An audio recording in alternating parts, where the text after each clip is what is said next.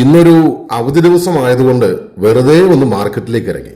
അപ്പോൾ ഇരിക്കുന്നു ദാ ഞണ്ട്. എന്നാ ഒരു കിലോ ഞണ്ട് മേടിച്ചേക്കാം, നല്ല തേങ്ങാപ്പാലൊക്കെ ഒഴിച്ച് ഒന്ന് വെച്ച് നോക്കാമെന്ന് കരുതി. വെച്ചു നോക്കി കഴിഞ്ഞപ്പോ നമ്മൾ ഉദ്ദേശിക്കുന്നതിനേക്കാൾ രുചിയായി പോയി കറിക്ക്.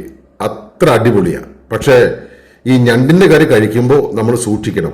ധൃതി പിടിച്ച് കഴിക്കരുത്, ക്ഷമയോടുകൂടി കഴിക്കണം. ഇതിനു വേണ്ടി ആദ്യം നമ്മൾ ഒരു ചട്ടി അടപ്പത്തേക്ക് വെക്കുന്നു. അതിലേക്ക് വെളിച്ചെണ്ണ ഒഴിക്കുന്നു, കടുകിട്ട് പൊട്ടിക്കുന്നു. കടുകെല്ലാം പൊട്ടിക്കഴിയുമ്പോൾ അതിലേക്ക് ഇഞ്ചി വെളുത്തുള്ളി പേസ്റ്റ് ഒന്ന് ഇട്ട് കൊടുത്തൊന്ന് വാട്ടിയെടുക്കുന്നു.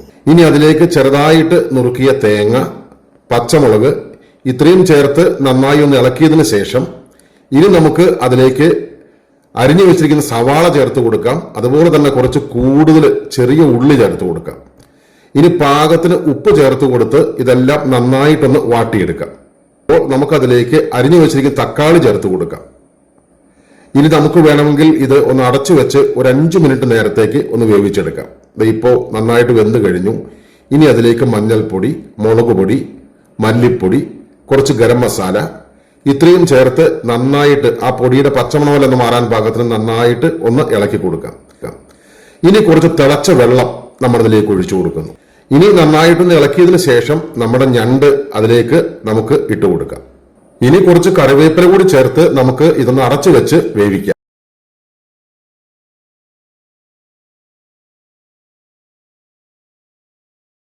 ഇപ്പോ ഞണ്ടെല്ലാം നന്നായിട്ട് വെന്തു വന്ന് കഴിഞ്ഞിട്ടുണ്ട്. ഇനി അതിലേക്ക് നമ്മൾ നല്ല തേങ്ങാപ്പാല് ചേർത്ത് കൊടുക്കുന്നു. അതിനുശേഷം നന്നായിട്ടൊന്ന് ഇളക്കി ഒന്നും കൂടി ഒന്ന് തിളപ്പിച്ച് അതിന്റെ മുകളിലേക്ക് കുറച്ച് ഉലുവാപ്പൊടി കൂടി ചേർത്ത് കുറച്ച് കറിവേപ്പിലയും ചേർത്ത് നന്നായിട്ടൊന്ന് ഇളക്കിയെടുത്താൽ ദേ നമ്മുടെ കറി റെഡി ആയിട്ടുണ്ട്. ദേ സംഭവം അടിപൊളിയാട്ടോ.